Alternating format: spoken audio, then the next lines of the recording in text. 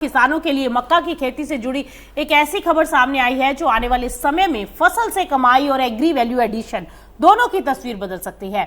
आंध्र प्रदेश के एलुरु जिले में उपराष्ट्रपति सीपी राधाकृष्ण और मुख्यमंत्री एन चंद्रबाबू नायडू ने देश के पहले नॉन जीएमओ पॉपकॉर्न मक्का हाइब्रिड बीज लॉन्च किए हैं। खास बात यह है कि इस पहल को सिर्फ एक नई किस्म के बीज की लॉन्चिंग के तौर पर नहीं देखा जा रहा, बल्कि इसे मक्का की खेती के प्रोसेसिंग और वैल्यू एडिशन से जोड़ने की दिशा में बड़ा कदम माना गया है। कार्यक्रम के दौरान पॉपकॉर्न प्रोसेसिंग से जुड़ी मशीनरी का भी निरीक्षण किया गया और तैयार उत्पाद का स्वाद भी लिया गया।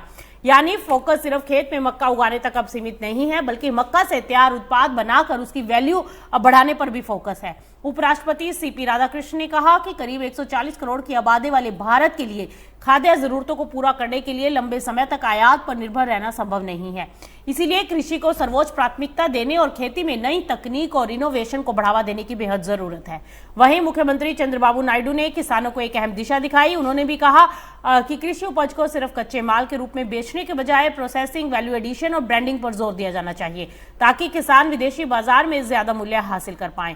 और यही पॉपकॉर्न मक्का की कहानी महत्वपूर्ण हो जाती है। आंध्र प्रदेश में फिलहाल कुल कृषि उत्पादन का सिर्फ करीब 10% हिस्सा ही प्रोसेस किया जा रहा है। सरकार अब इस हिस्सेदारी को बढ़ाना चाहती है, जिसका मतलब साफ है कि किसान अगर ऐसी फसलों और उत्पादों की तरफ बढ़ते हैं जिनमें प्रोसेसिंग और ब्रांडिंग की गुंजाइश ज्यादा है, तो कमाई के नए रास्ते खुल सकते हैं। मक्का के साथ हल्दी, मिर्च और एक्वाकल्चर उत्पादों को भी ग्लोबल मार्केट तक पहुंचाने की पूरी योजना पर जोर दिया जा रहा है, लेकिन इसके लिए सिर्फ बेहतर बीज काफी नहीं होंगे।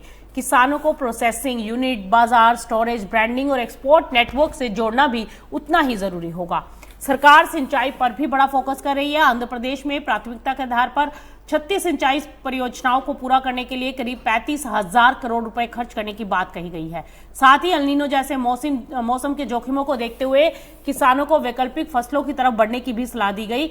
यानी इस पूरी पहल का बड़ा संदेश साफ है, खेती सिर्फ उत्पादन तक सीमित ना रहे, बल्कि किसान प्रोसेसिंग, वैल्यू एडिशन की पूरी चेन में हिस्सेदार बने। अब सवाल है कि नॉन जीएमओ पॉपकॉर्न मक्का की ये नई किस्म किसानों के लिए वास्तव में कितनी कमाई लेकर आएगी, और क्या भारत पॉपकॉर्न मक्का के घरेलू उत्पादन के साथ साथ इसके प्रोसेस्ड उत्पादों पर भी बड़ा बाजार तैयार कर पाएगा, या फिर आने वाले समय में इसकी सबसे बड़ी परीक्षा उपज, बाजार भाव और किसानों की वास्तविक कमाई पर होगी।